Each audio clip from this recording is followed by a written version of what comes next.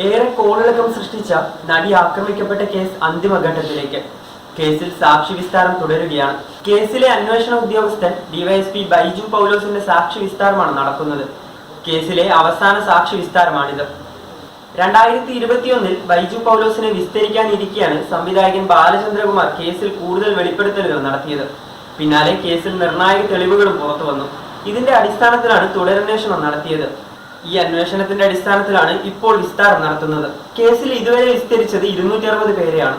കൂടുതൽ ദിവസം വിസ്തരിച്ചത് ബാലചന്ദ്രകുമാറിനെ. 40 ദിവസമാണ് ബാലചന്ദ്രകുമാറിനെ വിസ്തരിച്ചത്. ബൈജു പൗലോസിന്റെ വിസ്താരം പൂർത്തിയാകുന്നതോടെ കേസിലെ മറ്റു നടപടികളിലേക്ക് കടക്കും. മാർച്ച് 31-നകം വിചാരണ പൂർത്തിയാക്കാനാണ് സുപ്രീം കോടതി വിചാരണ കോടതിക്ക് നൽകിയിരിക്കുന്ന നിർദ്ദേശം. വളരെ നിർണായക ഘട്ടത്തിലൂടെയാണ് ഇപ്പോൾ കേസ് കടന്നു പോകുന്നത്. ദിലീപിന്റെ ജാമ്യം റദ്ദാക്കണമെന്ന ഹർജി പരിഗണിക്കുന്നത് ജനുവരിയിലേക്ക് മാറ്റിയിരുന്നു. ദിലീപ് ജാമ്യ വ്യവസ്ഥകൾ ലംഘിച്ചുവെന്നും സാക്ഷിയെ സ്വാധീനിച്ചുവെന്നുമാണ് ക്രൈംബ്രാഞ്ചിന്റെ പരാതി. കേരളത്തെ ആകെ ഞെട്ടിച്ച സംഭവമായിരുന്നു കൊച്ചിയിൽ നടി ആക്രമിക്കപ്പെട്ടത്. 2017 ഫെബ്രുവരി 17-നാണ് തൃശൂരിൽ നിന്ന് കൊച്ചിയിലേക്കുള്ള യാത്രാമധ്യേ നടി ആക്രമിക്കപ്പെടുന്നത്. കൊട്ടേഷൻ സംഘങ്ങൾ ആദ്യം പിടിയിലായ കേസിൽ മാസങ്ങൾ പിന്നിട്ടപ്പോഴാണ് ദിലീപിന്റെ പേര് ഉയർന്നു കേട്ടത്. അതേ വർഷം ജൂലൈ 10-ന് അറസ്റ്റിലായ ദിലീപിനെ 3 മാസത്തോളം ജയിലിൽ കഴിഞ്ഞ ശേഷമാണ് ജാമ്യം അനുവദിച്ചത്. വിചാരണ തുടങ്ങിയെങ്കിലും ഇടയ്ക്ക് പുതിയ വെളിപ്പെടുത്തലുകൾ ഉണ്ടായി. തുടർന്ന് ഹൈക്കോടതിയിൽ നിന്നും നടന് ജാമ്യം ലഭിക്കുകയായിരുന്നു. അതിനിടെ കേസുമായി ബന്ധപ്പെട്ട മെമ്മറി കാർഡിലെ ഹാഷ് വാല്യൂ മാറിയ സംഭവത്തിൽ അന്വേഷണം പ്രഖ്യാപിച്ചിട്ടുണ്ട്. 1 മാസത്തിനകം അന്വേഷണം പൂർത്തിയാക്കാനാണ് വിചാരണ കോടതിക്കുള്ള നിർദ്ദേശം.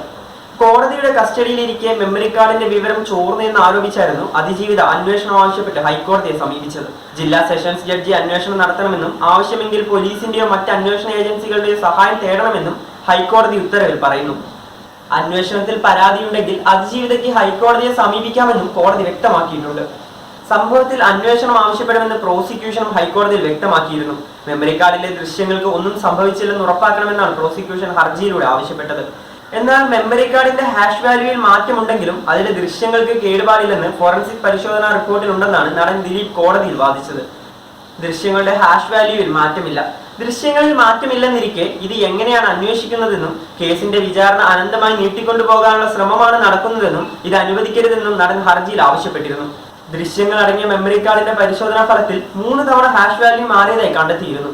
അങ്കമാലി മജിസ്ട്രേറ്റ് കോടതി, വിചാരണ കോടതി, ജില്ലാ കോടതി എന്നിവിടങ്ങളിൽ ഇരിക്കുമ്പോഴാണ് ഹാഷ് വാല്യൂ മാറിയത്. മെമ്മറി കാർഡ് പരിശോധിക്കേണ്ടതില്ലെന്ന വിചാരണ കോടതിയുടെ ഉത്തരവ് റദ്ദാക്കിയാണ് ഹൈക്കോടതി ശാസ്ത്രീയ പരിശോധനയ്ക്ക് അയച്ചത്. ക്രൈംബ്രാഞ്ച് നൽകിയ ഹർജി പരിഗണിച്ചായിരുന്നു ഹൈക്കോടതിയുടെ ഉത്തരവ്.